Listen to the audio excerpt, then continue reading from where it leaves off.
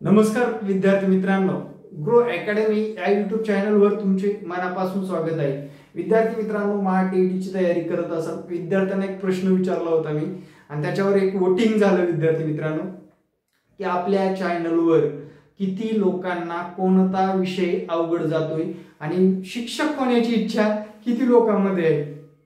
चला तर मग याबद्दल सविस्तर चर्चा आपण आजच्या या व्हिडिओमध्ये करणार आहोत। आपले हे ग्रो अकॅडमी चॅनल आहे मित्रांनो। ग्रो अकॅडमी चॅनल तुम्ही अजूनपर्यंत सबस्क्राइब केलं नसेल तर इथं सबस्क्राइबचं बटन दाबल्यानंतर बघा कसं फिलिंग होतं।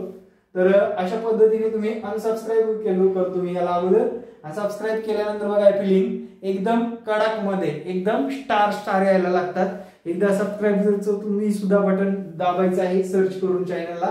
तर मित्रांनो, आपण कम्युनिटीमध्ये विद्यार्थ्यांना एक प्रश्न केला होता की तुम्हाला विषय कोणता अवघड जातो, तुम्हाला विषय कोणता अवघड जातो। विद्यार्थ्यांची प्रतिक्रिया बघा मित्रांनो, आणि त्या प्रतिक्रियेवरच हा मुद्दामच व्हिडिओ बनवलाय आपण।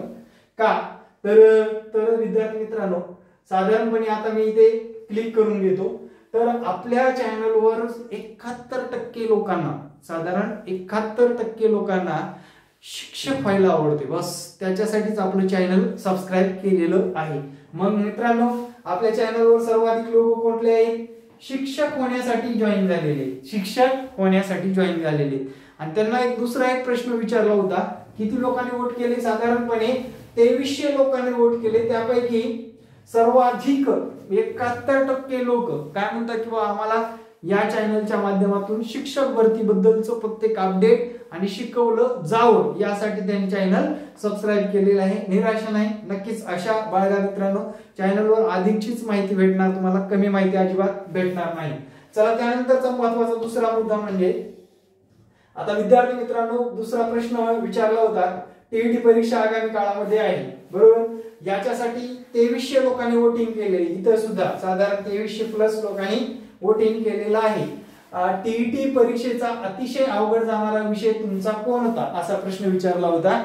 तर त्यांनी म्हटलेलं आहे, आता मी जर म्हटलं इंग्रजी विषय अवघड जातोय मला, मी म्हटलं इंग्रजी, तर इंग्रजी फक्त लोकांना 20%च लोकांना अवघड जाते।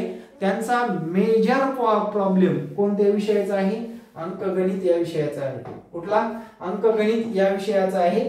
आणि अंकगणितामध्ये सर्वाधिक मार्क कमी पडतात। आता अंकगणिताचं थोडक्यात महत्त्व सांगतो आणि त्याच्यासाठी पर्याय सुद्धा सांगतो, लक्ष द्या इकडे। तर पर्याय तुम्हाला सांगताना एक सांगेल मी, तुम्हाला अंकगणित हा विषय अख्ख्या करिअर मध्ये किती मार्काला असणार आहे? तुम्हाला असणार टीईटी या परीक्षेसाठी साधारण 30 गुणासाठी, ओके। आणि तुम्हाला अंकगणित आणि बुद्धिमत्ता हा विषय एकत्रितपणे, आता अंकगणित आणि त्याचा जुळाभाव म्हणजे बुद्धिमत्ता आहे, हे दोन विषय तुम्हाला टाळून चालणारच नाही। शिक्षक होऊ इच्छिणाऱ्या प्रत्येक विद्यार्थ्यांना अंकगणित आणि बुद्धिमत्ता, मॅथ आणि रिझनिंग हा टेट एक्झामला मित्रांनो लक्षात घ्या, टेट एक्झामला साधारणपणे 110 मार्क प्लसला असणार आहे। किती? 110 मार्क प्लस, म्हणजे 110 पेक्षा जास्त क्वेश्चन येतात, कमी येत नाहीत। म्हणजे साधारणपणे तुम्हाला अंकगणित तुमच्या करिअर मध्ये 150 गुणासाठी असणार आहे। आता हे क्वालिफाईड मार्क आहेत, जे की एलिजिबल करायचे आपल्याला बस, पण 110+ मार्क तुम्हाला 100 पेक्षा जास्त मार्काला तुम्हाला हा सब्जेक्ट असून सुद्धा विद्यार्थी त्याकडे लक्ष देत नाही। त्याच्यासाठी विद्यार्थी मित्रांनो, आपली नवीनच नुकतीच या सर्वच विषयाची बॅच चालू झालेली आहे। टीईटीची सर्वच विषयाची बॅच चालू झालेली आहे। ज्या विद्यार्थ्यांना बॅच मध्ये ऍडमिशन घ्यायचंय, ऑनलाईन परीक्षा तर ऑनलाईन क्लास सुद्धा जॉईन करू शकता मित्रांनो।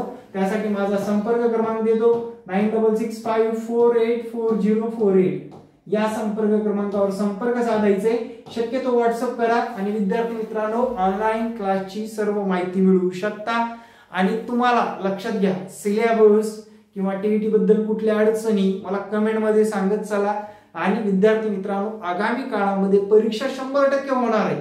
तुम्ही अभ्यासात तयार आहात का? आपल्याला दरवर्षीप्रमाणे 3.5% रिझल्ट लावायचा नाही यावर्षी, किंवा 7 ते 10% रिझल्ट लावायचे। म्हणजे विद्यार्थी मित्रांनो, 7 पेक्षा जास्त, म्हणजे मागच्या तुलनेपेक्षा यावर्षी जास्त रिझल्ट लागला पाहिजे। त्यासाठी विद्यार्थ्यांनी प्रत्येकाने थोडंसं अपडेटेड राहून अभ्यासाकडे लक्ष देणं गरजेचं आहे। व्हिडिओ कसा वाटला आणि विद्यार्थी मित्रांनो, ही सध्याची परिस्थिती मी तुमच्या पुढे मांडण्याचं एकच कारण आहे, विद्यार्थ्यांनी सध्या अभ्यासामध्ये जास्त वेळ घालवावा, कारण आगामी काळामध्ये शिक्षक, आरोग्य आणि गृह या विभागामध्ये भरतीचा मोठा पूर येणार आहे आणि त्या पुरामध्ये तुम्हाला वाहून जायचंय की अडून राहायचंय हे तुम्ही ठरवायचं आहे, कारण फ्लो मध्ये असल्याशिवाय शिक्षक भरती आपल्याला पास करता येणार नाही। फ्लो मध्ये म्हणजेच अभ्यासामध्ये तुम्हाला वारंवार थोडा थोडा अभ्यास केला तरच आगामी काळामध्ये तुम्हाला या घटकामध्ये यश मिळवता येणार आहे। Thank you very much. जय हिंद मित्रांनो, भेटू नेक्स्ट व्हिडिओ मध्ये। जय हिंद, जय महाराष्ट्र, धन्यवाद।